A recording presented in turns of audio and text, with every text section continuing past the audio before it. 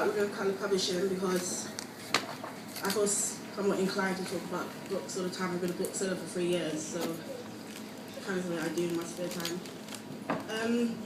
Last time I spent 4 months reading only women of colour writings and poetry, etc. Simply because I felt that throughout school and college and uni I've been forced to read a particular kind of literature, very old white British women. As good as they are, but they just are just that. So I spent time reading Alice Walker, O.J. Lord. Okay? Alice Walker, O.J. Lord, Rebecca Walker's Alice Walker's daughter, and a plethora of other authors. Kitchen Table Press stood out to me because I never knew there was a women of colour publishing, where they completely started it and ran it by themselves. So I spent a lot of time in the next weeks researching them, and I've got some books here that everyone can look at.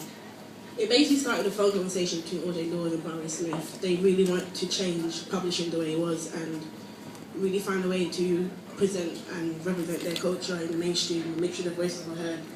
So, like I said, from a phone conversation, that same weekend in Boston in 1980, Barbara Smith called together, I think, 15 different writers who were all established in their own right.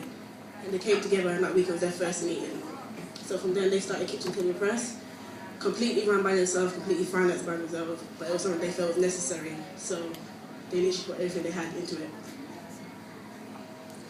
This is a quote of why they chose being Kitchen Table.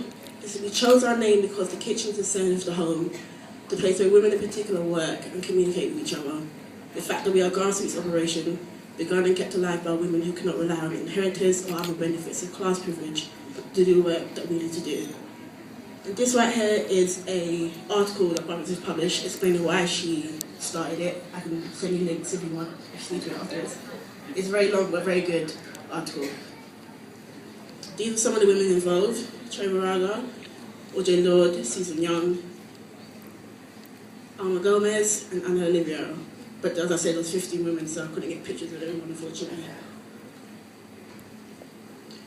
So when they started Kitchen Table Press, they made sure they were only going to publish women of colour, just because these were the ones who were being marginalised.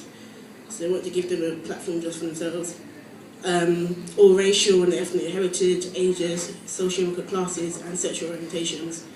And that's what they did for the next 20 years. I think it's quite revolutionary of them. I'm quite inspired, actually, after this research. I do think it was very radical and very brave. Barbara Smith decided to mainly call it a labour of love rather than work, because it was fairly unpaid and they worked 48 hours a day, they said, completely focused on this, whilst having families, having full-time jobs, paying rent, as we all do. They were the first US publisher run autonomously by women of colour, and they described themselves as an instrument for progressive, cultural and intellectual change. They was operating as an activist organisation devoted to the freedom and actualisation of all oppressed people. They had several derivatives of the group that were political in their own communities and worldwide and nationwide. These are some of their prominent titles that I have. Kitchen Table Press is this one. It's probably my favourite book ever. Home Girls is a Black Feminist Anthology, and I'm a Sister by O.J. Lord. Women's Press is there, and Aunt Luke is in the middle as well.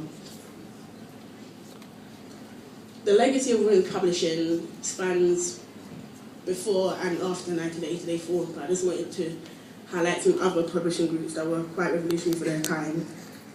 And even though they had to fold due to debt and financial issues and the second wave feminism basically tearing them off into different strands, I think their legacy still goes on, because in 2012 I decided to randomly research them, found all I found out, and felt quite inspired myself to start a press sometime soon, hopefully.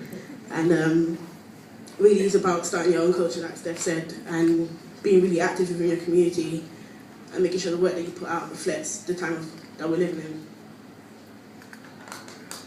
These are some of the ones that are still active now. Feminist Press is based in New York, the Women's Press is based in London, Aunt Luke is US, Virago is UK, and Mango Publishing is dedicated to Afro-Caribbean women.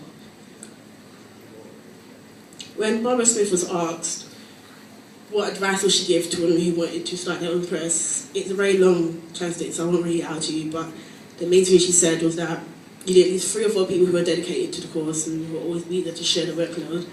And she said it was very important to be active politically within your community and make sure what you're doing represents what has happened in the town, like I said before.